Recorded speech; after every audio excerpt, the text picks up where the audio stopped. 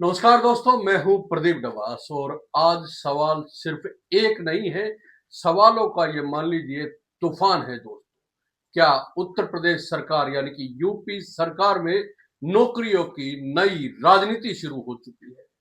क्या यूपी में चुनावी साल नजदीक आते ही सरकार को सिर्फ रिटायर्ड अफसर ही सबसे ज्यादा भरोसेमंद लग रहे हैं, यानी कि जो पहले आपके लिए काम कर चुके हैं, भरोसा सिर्फ उन्हीं पर रहेगा?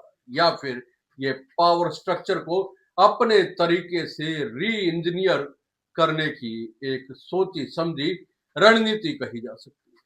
अवनीश अवस्थी से लेकर मनोज कुमार सिंह तक और अब शायद जल्द ही पूर्व डीजीपी प्रशांत कुमार तक, आखिर ऐसा क्या है कि योगी सरकार रिटायर्ड आईएएस आईपीएस अफसरों पर लगातार दांव पर दांव लगाए जा रही है? दोस्तों, क्या ये सिर्फ प्रशासनिक अनुभव का मामला है या फिर इसके पीछे एक गहरी राजनीतिक रणनीति हो सकती है? आइए आज हम इसी पर कुछ सवालों और ठोस विश्लेषण के साथ बात करते हैं।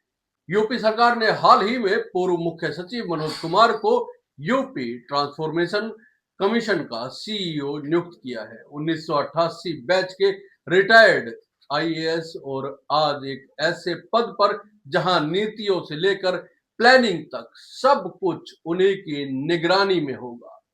लेकिन यह कहानी यहीं से शुरू नहीं होती दोस्तों। इससे पहले भी सरकार ने कई रिटायर्ड ब्यूरोक्रेट्स को कई महत्वपूर्ण जिम्मेदारियां दी है। उदाहरण के लिए 1989 बैच के retired Sanjay Bhusare Reddy RERA chairman बने और फिर 1988 बैच के अरविंद कुमार, जिन्हें रिटायरमेंट के तुरंत बाद राज्य विद्युत नियामक आयोग का चेयरमैन बना दिया गया। डिम्पल वर्मा 1989 बैच की ऑफिसर, उन्हें भी रिटायरमेंट के बाद रेरा में सदस्य बनाया गया।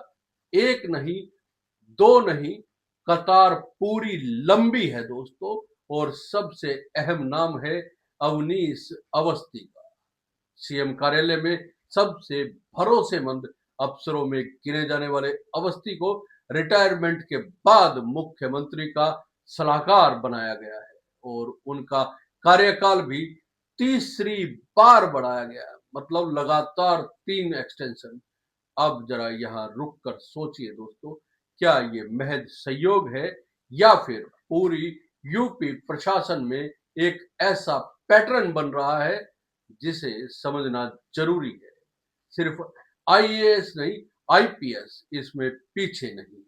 1990 बैच के आईपीएस एसएन सावत को यूपी एसएसएससी का चेयरमैन बना दिया गया और अब चर्चा ये है कि पूर्व डीजीपी प्रशांत कुमार को भी कोई बड़ी जिम्मेदारी मिलने जा रही है और ये लिस्ट अभी खत्म नहीं हुई है। यूपी ट्रांसफॉर्मेशन कमीशन में कई और रिटायर्ड आईएएस अफसरों को सदस्य बनाने की तैयारियां बताया जा रहा है कि चल रही है। तो सवाल उठता है दोस्तों, क्यों? क्या पूरी यूपी सरकार सक्रिय अफसरों से ज्यादा भरोसा रिटायर्ड अधिकारियों पर करती है? क्या सरकार को लगता है कि रिटायर्ड अधिकारी ज्यादा कंट्रोल्ड और भरोसेमंद होते हैं? ये आप अंडरलाइन करिए इस बात को, ज्यादा कंट्रोल्ड जो मैंने कहा है और भरोसेमंद होते हैं, या कंट्रोल शब्द जानबूझ के इस्तेमाल किया गया है, या फिर अनुभवी अफसरों के जरिए सरकार प्रशासनिक मशीनरी को अपने हिसाब से और तेजी से चलाना चाहती है? ये एक तर्क दिया जाता है हमेशा सरकारों की ओर से। एक सीनियर रिटायर्ड आईएएस अफसर का कहना है या मानना है कि 30 साल की नौकरी का अनुभव हर सरकार को काम आता है। ऐसे अफसर राजनीति के दबाव में नहीं आते और सिस्टम को बेहतर तरीके से समझते हैं। ये बात सच भी है दोस्तों, लेकिन क्या यही पूरी सच्चाई है? ये भी एक सवाल है, क्योंकि अगर सिर्फ अनुभव ही कारण होता तो क्या सक्रिय अफसरों पर जो इस समय ड्यूटियों पर तैनात हैं उन पर भरोसा नहीं किया जा सकता? क्या ये संकेत है कि सरकार को अपने ही सिस्टम पर भरोसा कम होता जा रहा है, या फिर सरकार प्रशासन को अपने हिसाब से स्ट्रीमलाइन करना चाहती है, जहां रिटायर्ड अफसर ना तो ट्रांसफर का डर सताता है रिटायर्ड अफसरों को, ना प्रमोशन की उन्हें चिंता होती है। इसलिए वे सरकार के एजेंडे को ज्यादा मजबूती के साथ लागू कर सकते हैं। दोस्तों, आप इस बारे में क्या सोचते हैं? नीचे कमेंट में जरूर बताइए। क्या सरकार का यह कदम प्रशासनिक सुधार के लिए माना जाना चाहिए, या प्रशासनिक और राजनीतिक मैनेजमेंट के लिए यह कदम उठाया जाता है? लेकिन ये ट्रेंड सिर्फ योगी सरकार का नहीं है। अखिलेश यादव की सपा सरकार में भी यही चलन था। पूर्व मुख्य सचिव आलोक रंजन, जो अखिलेश के बेहद करीबी थे, उन्हें रिटायरमेंट के बाद यूपी एसआईडीसी का चेयरमैन और मुख्यमंत्री का मुख्य सलाहकार बनाया गया था। नवीन चंद्र वाजपेयी, उन्हें योजना आयोग का उपाध्यक्ष बनाया गया था। यानी हर सरकार ने अनुभवी अफसरों का उपयोग किया है। लेकिन योगी सरकार का मॉडल उससे कई कदम आगे निकलता हुआ दिखाई दे रहा है। ज्यादा संगठित, ज्यादा रणनीतिक, ज्यादा अपॉइंटमेंट ड्रिवन। यहाँ एक और बड़ा सवाल निकल कर आता है, क्या ये सब चुनावी तैयारियों का हिस्सा है दोस्तों? क्या अनुभवी अफसरों के जरिए सरकार 2027 की तैयारी कर रही है? ये बेहद बड़ा और गंभीर सवाल है।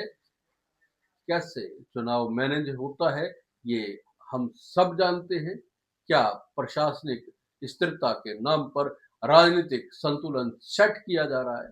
और दोस्तों, आपको एक और बात बताना चाहेंगे, अगर किसी राज्य में रिटायर्ड अधिकारियों की नियुक्तियां लगातार बढ़ने लगे, तो दो ही बातें हो सकती है। या तो सरकार को लगता है कि वर्तमान सिस्टम उतनी एफिशिएंसी नहीं दे पा रहा है, या फिर सरकार ऐसा तंत्र खड़ा कर रही है जो आने वाले समय में उसके विजन के बिल्कुल अनुरूप काम करे। दोनों ही स्थितियां बेहद अहम है, दोनों ही हालात बेहद महत्वपूर्ण हैं और सवालों से भरे हुए भी।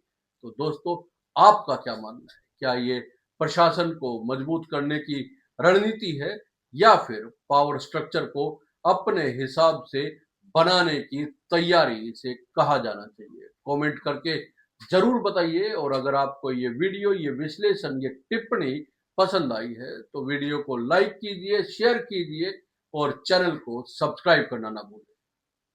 जय हिंद, नमस्कार दोस्तों।